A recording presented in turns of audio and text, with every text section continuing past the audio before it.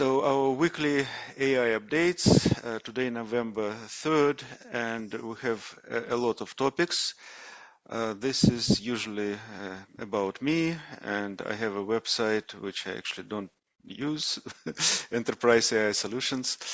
Hugging Face large language model leaderboard. Surprisingly, almost no updates. Number, actually I haven't even updated here, but number is like 1871, and all the main positions remain the same. It doesn't mean that there is no activity. There are a lot of new models. They just they don't go in the leaderboard. Okay. This is example of a new model. It's a Yarn Mistral 7B, 7 billion parameters, 120K context length.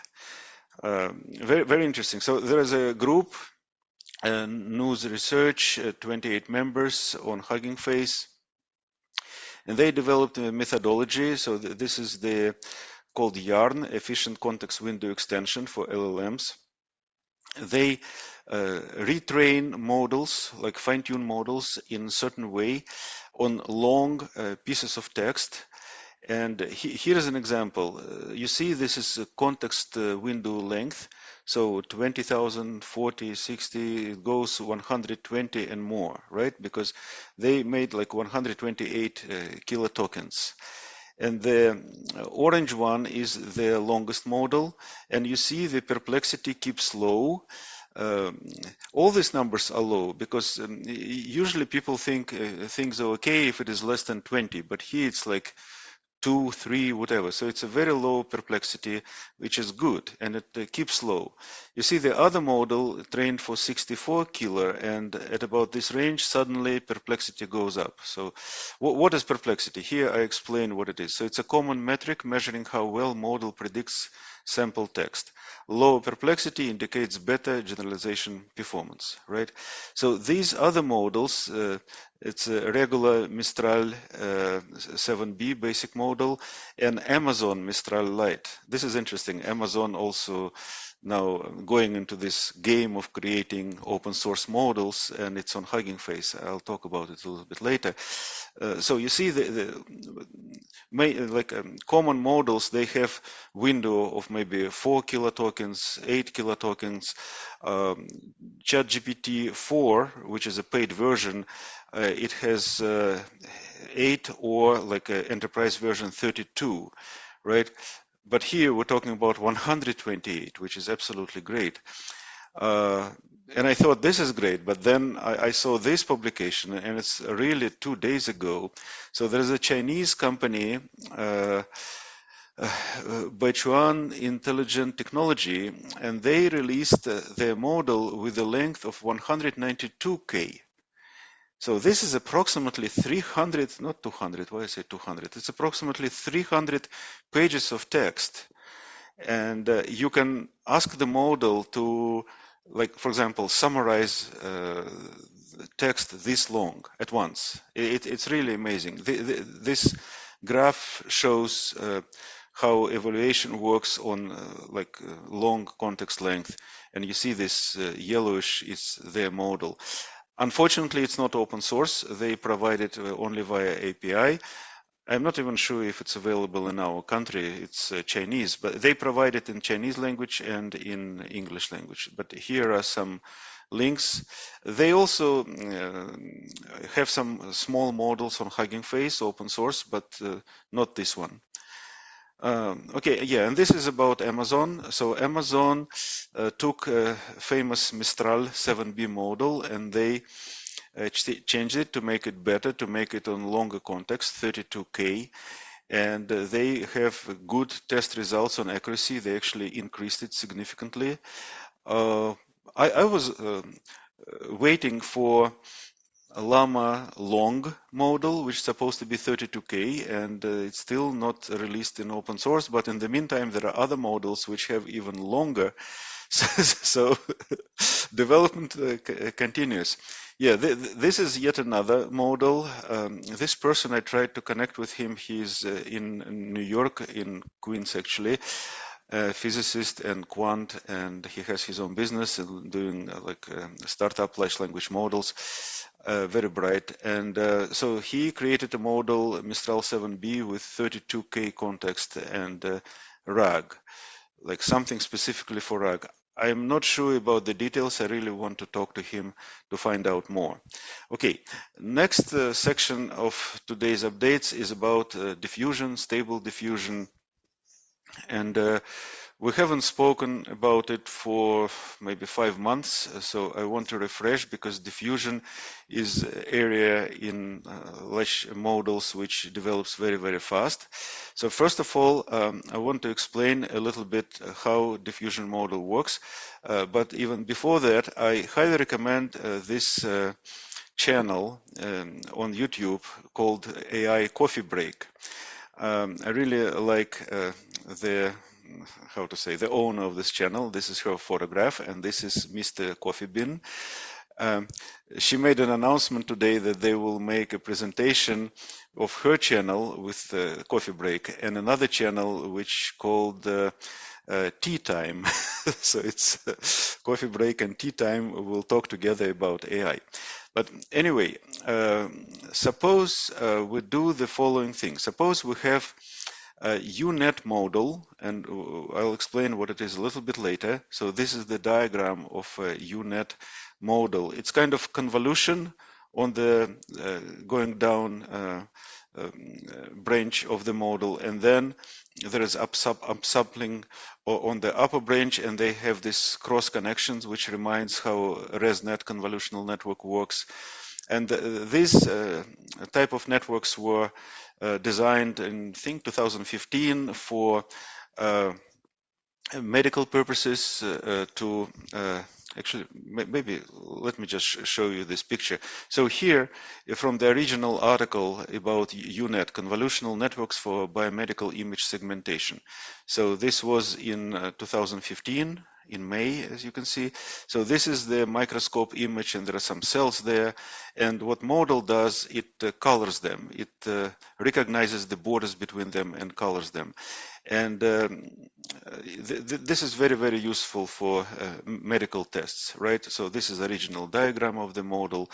And the way it works, like on the downside, is really it's just a regular CNN, convolutional neural network. You do convolutions, you create many channels, and then here you're doing upsampling, and here this cross connections, or skip connections, how they called. And on the upper branch of this network, you can inject something, you can ask it to do something which you need. Like in this case, you want to apply color, right? So returning to this, suppose that you have like 50 or 75 or 100 of those units which are chained together, and then output of each network goes into the input of the next one. So in this picture, there are like 50 of them. And what you do, you start with noise, Gaussian noise, which you inject in the first UNet. And then here in the middle, you inject something into this network to achieve some result here. And what you want to do, you want to push it in the direction of the image you want to see, right? What you push, let's say you're pushing a textual description. So you train the whole thing on pairs, text and image.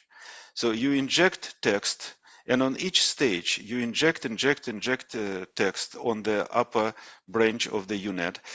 You get some image at the end, and then you compare it with the desired image. And of course they're different, there is some error, and then you propagate this error back, you train the model. So you continue training the model many, many times so that it learns that when you injecting the text, well, I'll explain how it's actually done. You kind of steering it in the direction of receiving the image you want, and at the end you get the image. One more thing about UNet. So here we have some kind of noisy picture, and here we have picture which is very, very clear, right? What UNet can do, it works as encoder decoder and like autoencoder, and autoencoders are famous for denoising. Like there is a term, denoising autoencoder.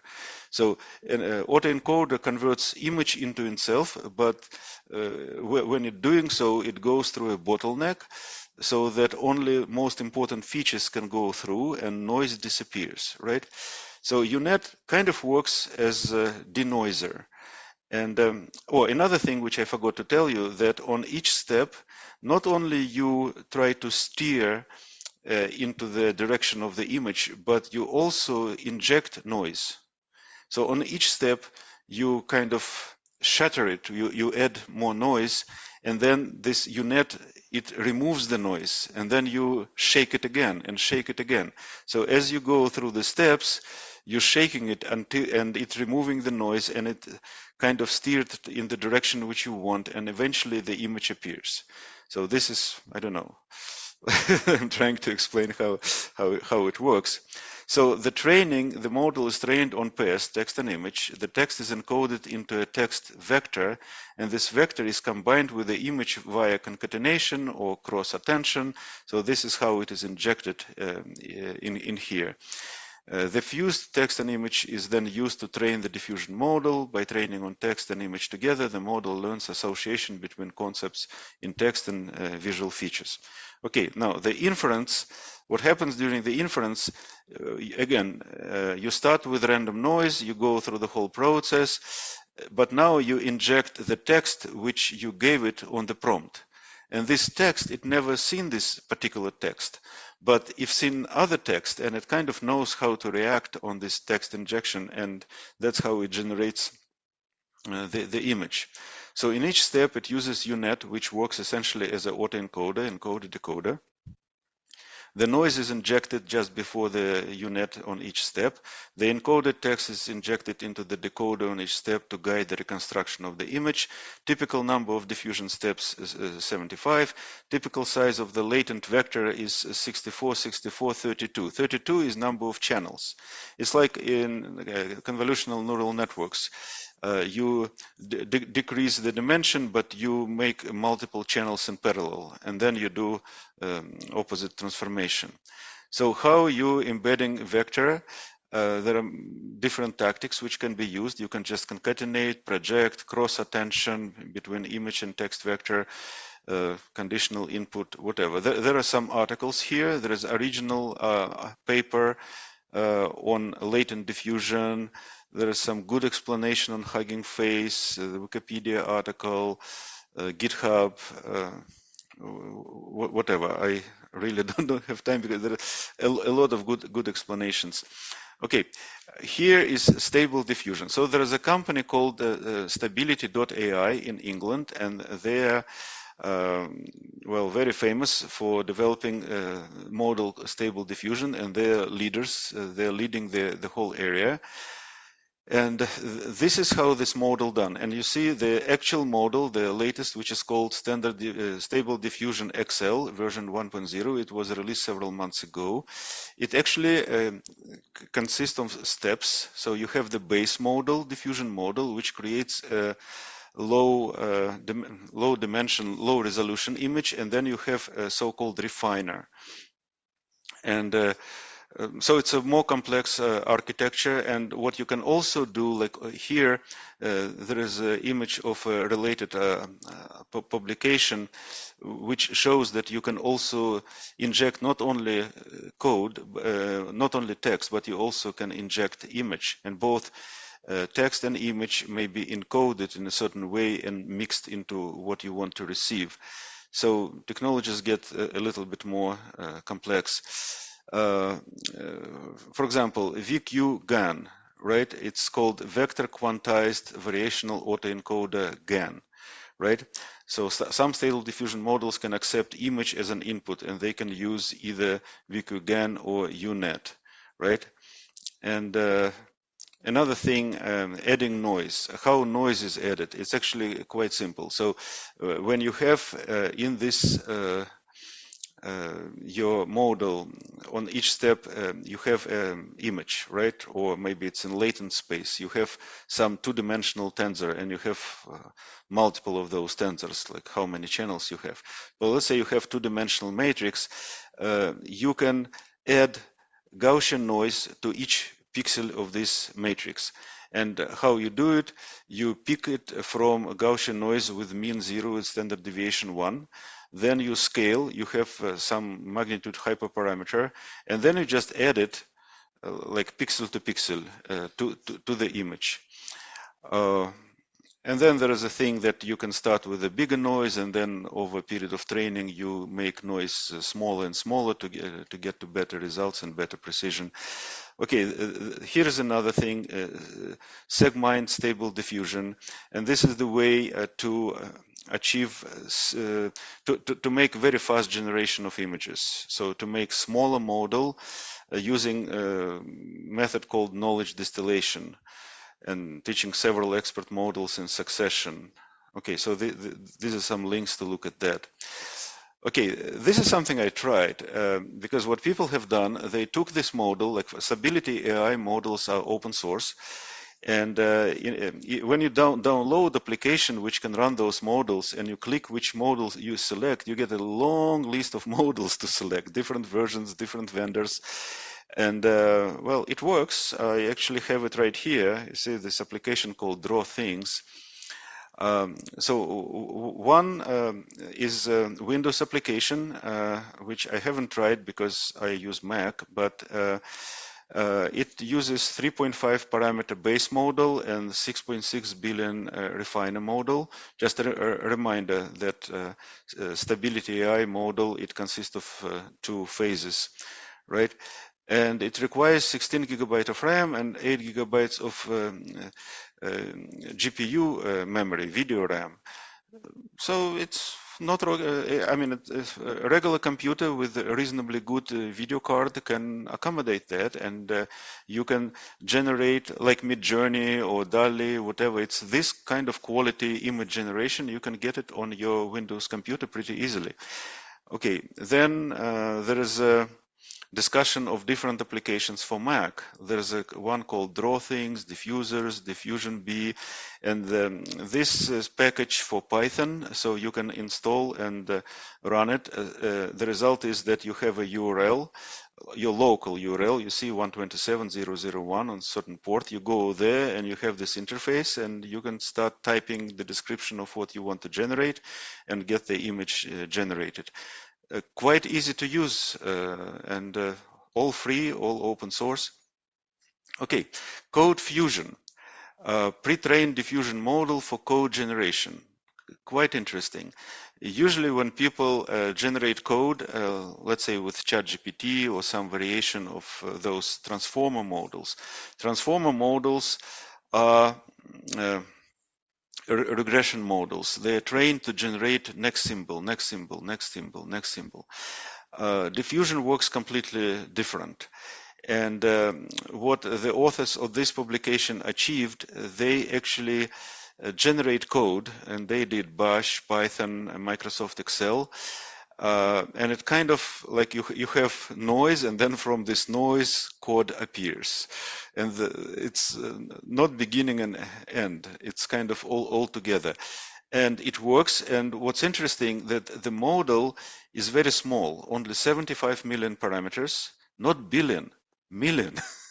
So it's a very small model, and it performs on par with state-of-the-art autoregressive systems like ChatGPT or whatever, which have 350 million up to 175 billion for ChatGPT, right?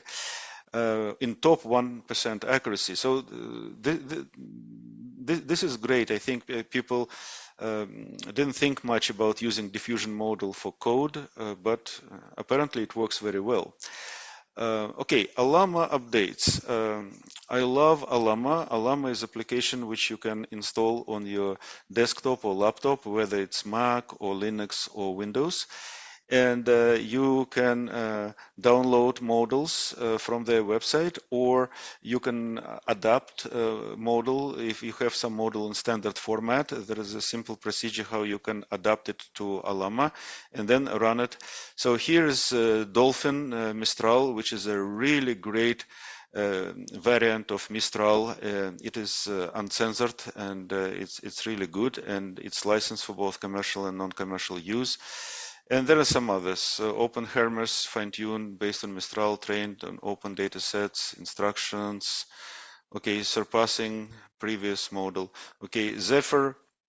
I don't like Zephyr. I tried it, and I saw people tried it, and I don't know, there are a lot of downloads, but it was overhyped. It's definitely nothing even close to Dolphin. Mistral Open Orca was the first variation of Mistral, which is good and better than Mistral. And now all these models are available on Ollama on your laptop. You can run them. Okay, some small things. Oh, this is great. You can transcribe 5 hours of audio in less than 10 minutes with OpenAI's Whisper Large model. President Biden has issued the first government regulation on AI, specifically on AI safety. Microsoft Enterprise Copilot. I haven't looked deep into this, but basically what they say, if you're a sizable company, more than 300 people, and you're prepared to pay $30 a month per user, you will get dedicated AI servers, and you will get dedicated enhanced services as part of your Office 365. This is great, but I don't know exactly what they provide yet. It was just announced. Optimists have a lifespan 11-15% longer than pessimists. Well, let's be optimists then. Pocket LLM, a local application for RAG semantic search. Yeah, this is very interesting. You know, there's a lot of publications how to implement RAG. Usually people use vector database and the regular database and self-checking with multiple questions. So they create architecture with multiple agents which self-check each other and work together. But here it's a pocket local application on your local computer. I think it's really good. Okay, a lot of LLM startups.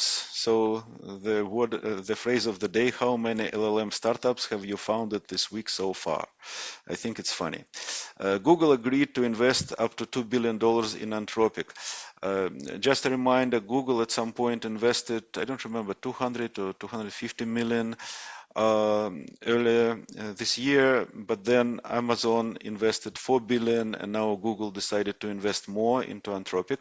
Anthropic, just a reminder, these are people who came from OpenAI. They left OpenAI when OpenAI decided to kind of sell themselves to Microsoft mostly, and so these people created their own company Anthropic, and they created a chatbot Claude, and then now version Claude 2, which is very good, and the valuation of the company is already exceeding $4 billion. Okay, this is a good article, practical RAG application design. There are a lot of good points there, so I cannot go through it. I mean, it's pretty lengthy, but it's really good. Improving AI accuracy. Yeah, this is funny. So I went to my dentist, who is a really great guy, professor. He makes lectures and presentations and research. And he told me that when he doing his research, he is using ChatGPT and Claude. He likes Claude more. And but he said that both these models, they hallucinate, they lie, they give some information which is not true, so he has to verify it, and he is doing it by asking questions. And he said that this is a Talmudic way of asking questions. And I said, what do you mean? Because I was not familiar with that. So I looked online, and apparently the word Talmud, and this is, we're talking about Jewish culture, means study or instruction or learning. So there is an ancient book, Torah, right, which is kind of like Bible, but Jewish. And then there is Talmud. And Talmud was written over a period of 5 centuries, like 2,500 years ago. And it's all discussing laws, what to do, what's appropriate, what is practical, how is it applicable to this situation in real life or not, terminology. So they go layer by layer discussing and arguing. And studying Talmud is actually foundation of how children learn, like in Jewish culture. So they learn this asking questions, prove their points, and so on. And we spoke last week about Socratic way, uh, how you remove hallucinations in large language model. You ask the model to ask not one question, but maybe 10, 15, 20 questions. You can ask questions more focused, or you can ask questions like step back and more generic question. So, and this Talmudic reasoning, it's a very similar idea. So you can implement that. I looked specifically for that. I didn't find any work done on specifically like Talmudic reasoning applicable to large language models, but it should be done, I think. Okay, weekly machine learning terms. There are a lot of terms related to machine learning. I decided to make a page a week where I will discuss some terms. One term is active learning. And you probably heard like human feedback reinforcement learning, HFRL, kind of similar thing. So algorithm asks for user labeling, for user feedback. Suppose we have a lot of data, and what we need to do a simple classifier, right? And we start by humans look at the data and classify them. So let's say it's cats and dogs. So a human says, this is cat, this is dog.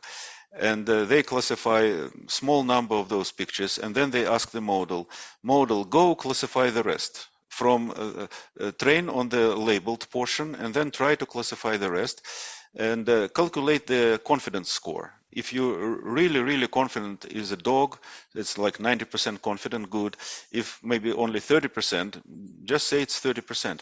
And then what happens, a human comes in and he looks at the pieces of data with very low confidence score, and it will label them. I mean, the person, the human, will label them manually, and then it will ask like to retrain the model with new points which he labeled, and then again try to rescore the whole set and continue this several times. So what it allows you to do, it allows you with minimum intervention from people. So people only label pieces which machine has difficulty to label. Most of the labeling will be self-labeling. The machine will self-label, right? So active learning aims to minimize the number of labels needed to achieve high accuracy. I would say number of human-made labels. And there are a lot of use cases. So active learning is something which is very practical. Causal inference, drawing conclusions about cause-effect relationships, not just association or correlation. It is done usually by developing and analyzing a causal model. Causal model is like a physical model. You think how things should work, and based on that, you made the model, you make some predictions, and then you look if it is working or not working. Yeah, here I would say about p-hacking and like statistics. Okay, I will not go into all this. Bandit frameworks. Well, it's named after casinos slot machines called one-armed bandits, right? So pulling an arm of the machine may give a reward. So it's some probability. And your algorithm learns repeatedly which arm to pull if you have like multiple handles.